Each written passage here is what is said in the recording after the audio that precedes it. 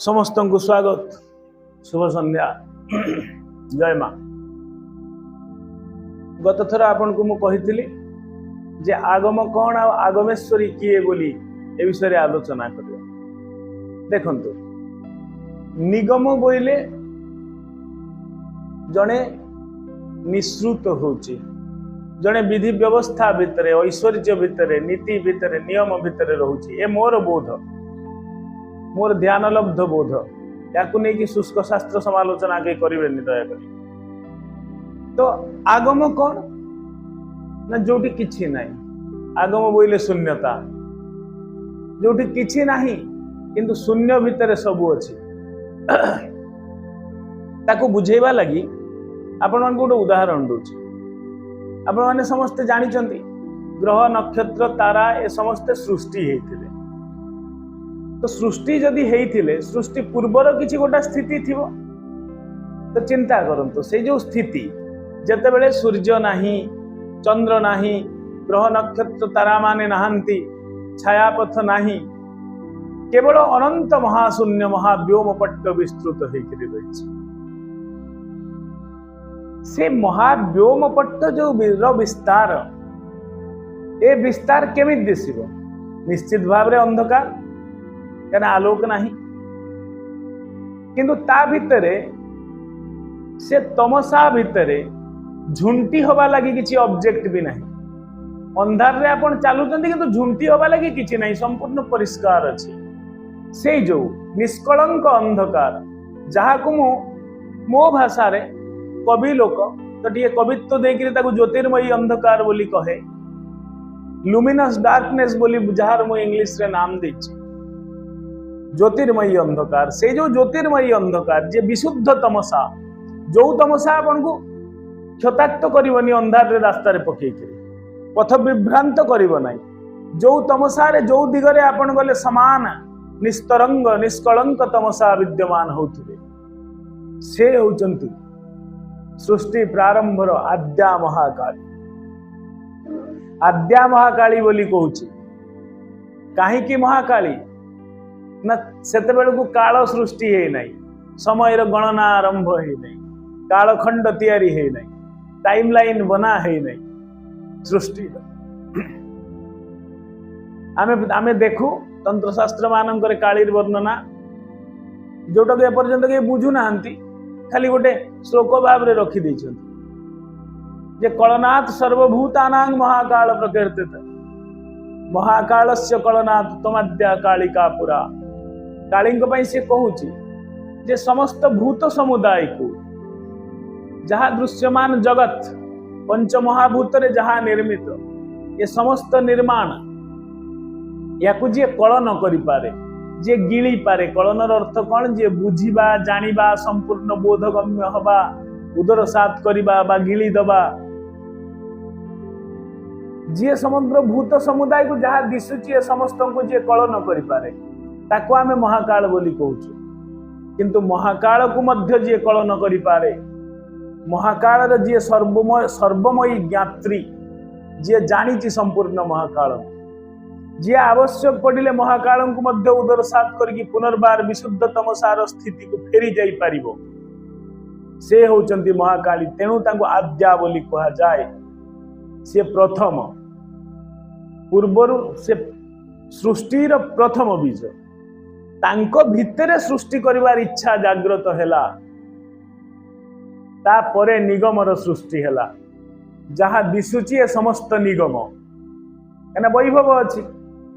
आगम रे कौन वैभव नाही गुण नाही गुणक्षोभ नाही ऐश्वर्य नाही किछि नाही से किछि नाहीटा होची काली आ किछि नाही को पाइबार रास्ता होची आगम किछि नाही जदि ताकू देबे कौन किछि तो देई हबो नहीं ना तेनु से अकारण करुणामयी से करुणा करिवार कोनोसी कारण नाही से एका थिला से निराधारा एका रही पारि थांता किंतु से सृष्टि की कलना माने करुणा कला से संकल्प निज भितरे निजे वचनबद्ध हैला जे मु सृष्टि तैयारी करिबी ए जो निज सह निजे वचनबद्ध हैला मु सृष्टि तैयारी करिबी एई कथाटी भितरे महाकाळींकर जंत्र अछि से जंत्र विज्ञान आउ दिने बुझेइबे आपण मान तो जेहेतु किछि नाही निगम नाही केवल शून्यता विद्यमान करुछि महाशून्य अनंत महाशून्य विद्यमान करुछि ज्योतिर्मयी अंधकार विद्यमान करुछि विशुद्ध तमसा विद्यमान हेछि तो से विशुद्ध तमसा ताकू दबार किछि नाही से नव तो नव कौन नव विशुद्ध तमसा को मु जदि भजन करिवि से स्टेट रो तो किछि दबा लागि नाही ना विशुद्ध तमसा पाखरे जेते बेले मु ब्रह्म को विशुद्ध तमसा भाबरे विद्यमान अछंती बोली भाबीबी आ तांको सन्निधौ माने तांको सन्निधान रे रहिबी जाईची तांको भजन करिवि दबा लागि फूल गछ नाही निगम नाही तो सृष्टि नाही तो फूल नाही फल नाही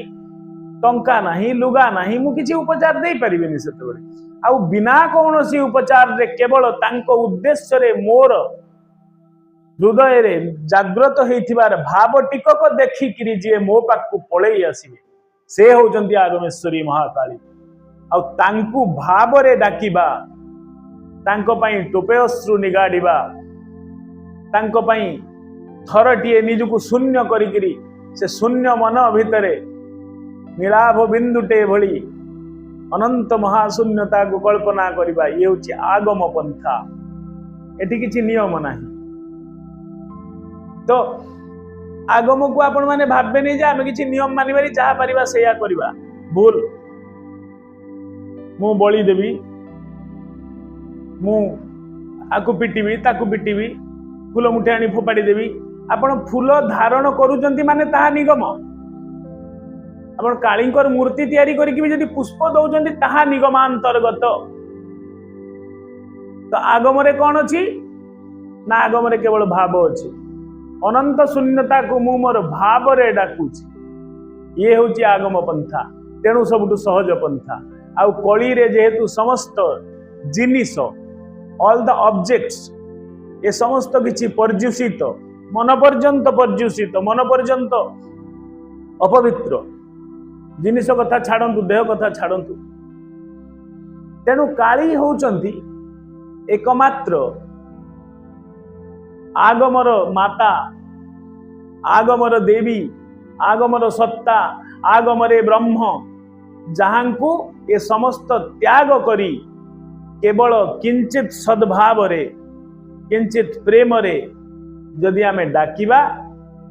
से आसीबे आमको जीवाक पड़ोनी आड़ सी आम आड़ को आसवे ईश्वर आसवे माने आमे ऐश्वर्य दुनिया रे बंचीचु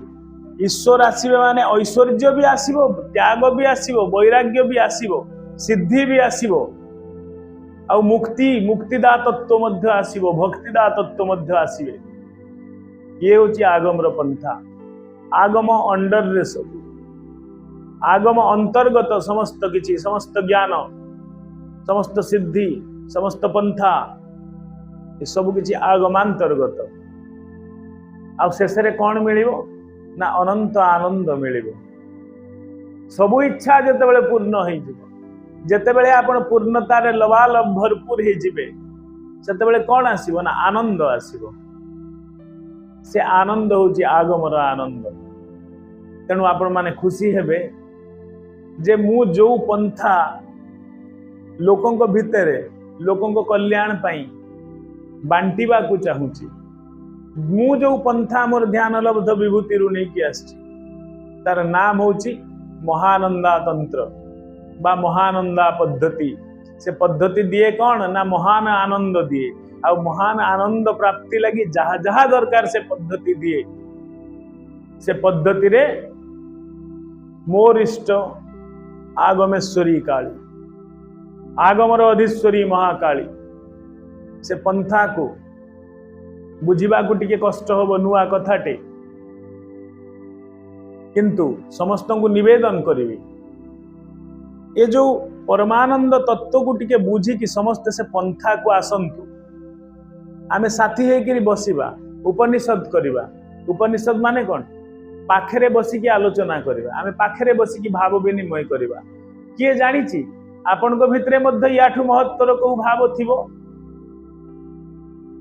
जहाकू महाआनंद स्वरूपिणी काली आपण को थ्रो रे मध्य आपण को माध्यम रे परिप्रकाशित करि पारन। तेणु समस्त को स्वागत। आसंतु उपनिषद करिबा। बिना कौनसी द्रव्य रे बिना कौनसी वैभव रे केवल निजर दीनपण रे निजर सरलता रे निजर त्याग रे ईश्वरंकर से ज्योतिर्मयी अंधकार स्वरूप को डाकिबा। आउ से ज्योतिर्मयी तमसा जेतेबेले आमर पाखु को आसीबे सेतेबेले तांकर ज्योति रे ये आम भीतर तमसा समूह विदूरित हबो आउ आमे महानंद को प्राप्त होबा। बुझिबे टिके समस्त चेष्टा करिके। नमस्कार, जय मां। जदि भल लागिवो आसीबे साथी रे चलिबा।